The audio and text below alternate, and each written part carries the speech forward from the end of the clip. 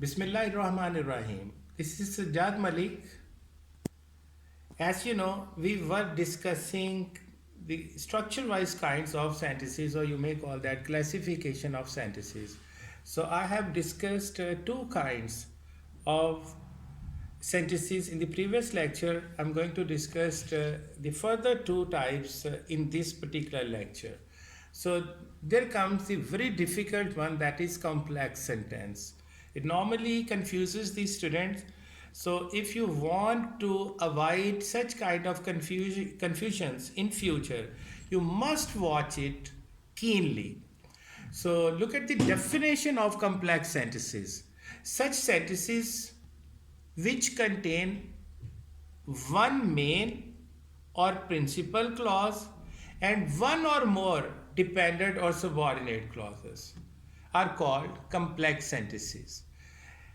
ऐसे फिक्रात बेटा जिसमें एक प्रिंसिपल या मेन क्लॉज होनी चाहिए, एक प्रिंसिपल या मेन क्लॉज या इंडिपेंडेंट क्लॉज, और उसमें कम से कम एक या एक से ज़्यादा डिपेंडेंट या सबऑर्डिनेट क्लॉजेस का होना लाजम है.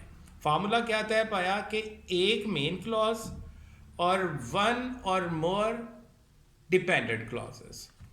तो अब इसके लिए बेटा आपको मैं एक फार्मूला दे रहा हूँ कि कौन से कंजंक्शंस लगेंगे तो आप ये तय कर लेंगे कि ये कॉम्प्लेक्स सेंटेंस है.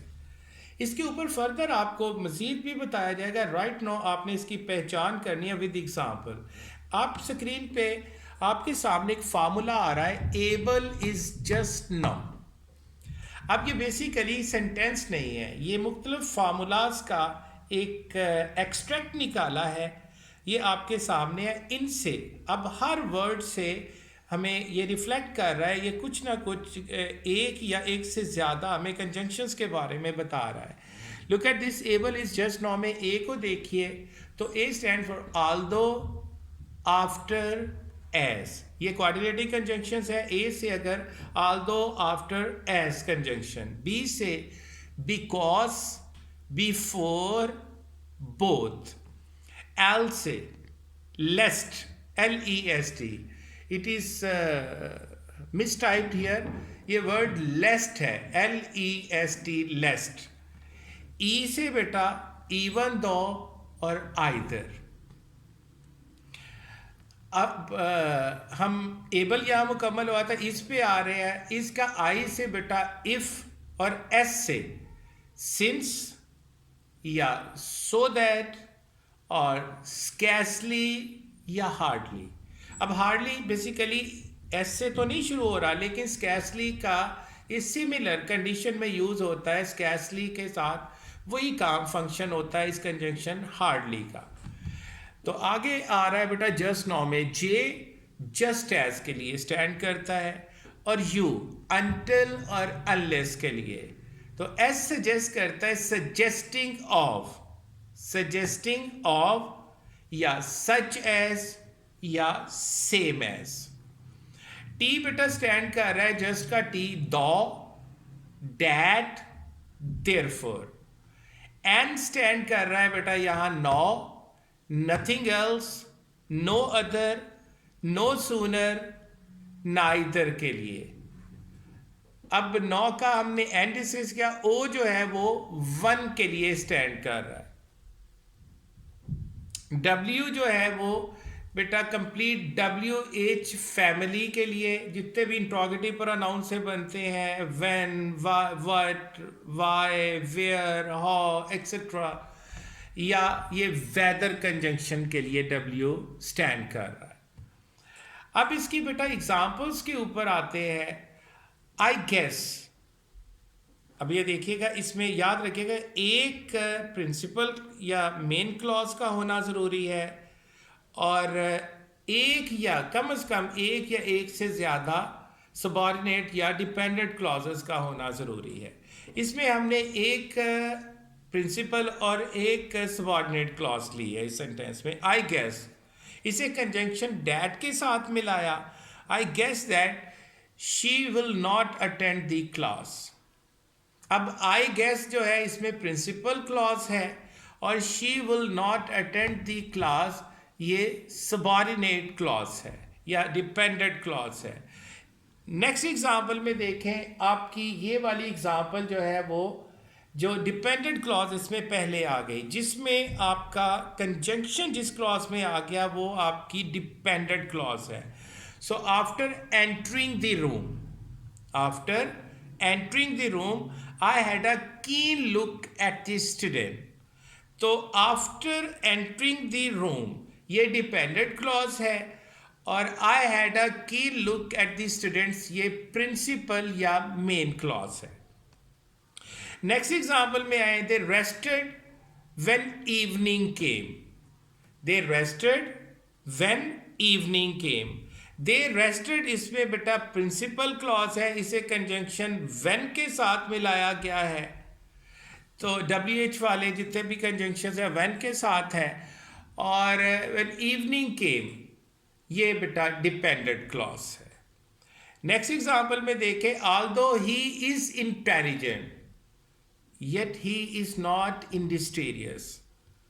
अब इसके अंदर बेटा ऑल्दो ही इज इंटेलिजेंट, ये आपकी इंडिपेंडेंट या मेन या प्रिंसिपल क्लॉज है, और yet he is not industrious ये आपकी डिपेंडेंट या सबऑर्डिनेट क्लॉज है।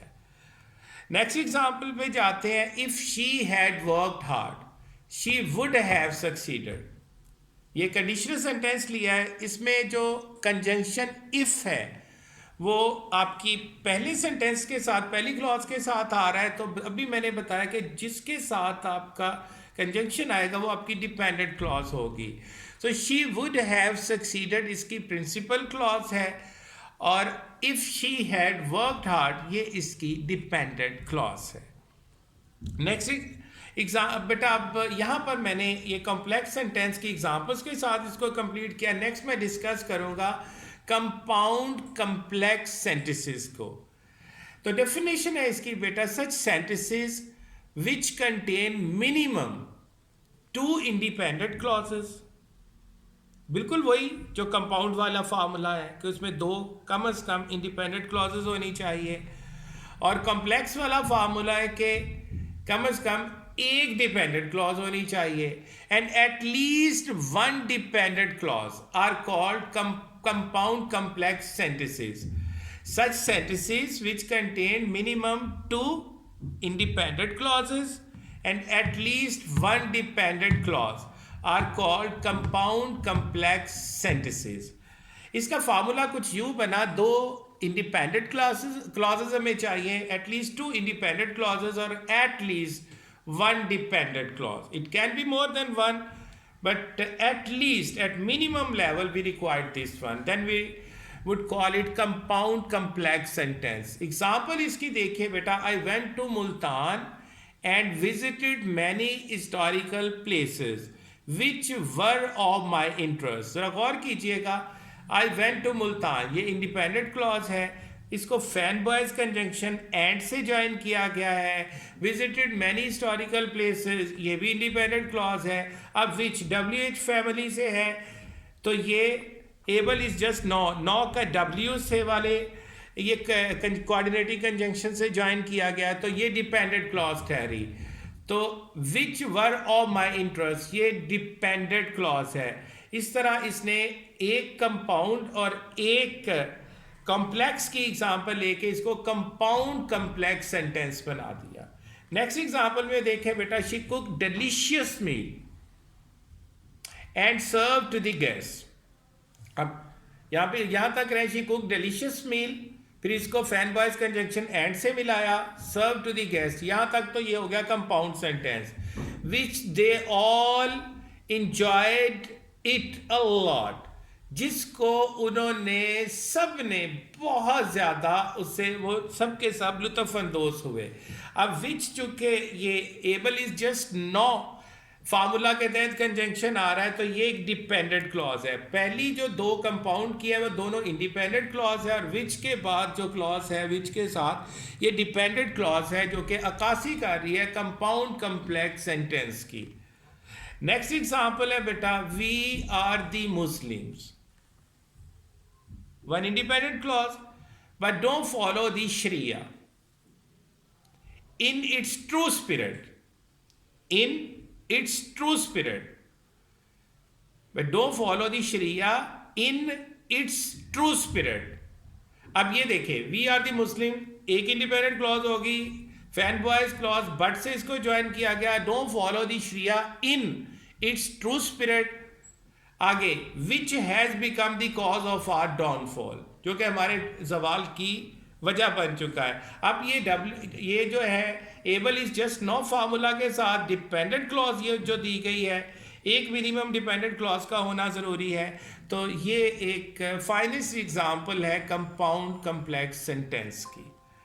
तो यहाँ पर बेटा ये आज का लेक्चर मैं समेटता हूँ. आज मैंने लेक्चर में आपको कम्प्लेक्स सेंटेंस, उसका formula able is just no वो बताया, उसके साथ एग्जांपल्स दी. फिर मैंने कंपाउंड कम्प्लेक्स सेंटेंस, उसका फार्मूला एटलीस्ट 2 इंडिपेंडेंट और 1 डिपेंडेंट क्लॉज ये बताया, और फिर उसके ऊपर मैंने एग्जांपल्स दी.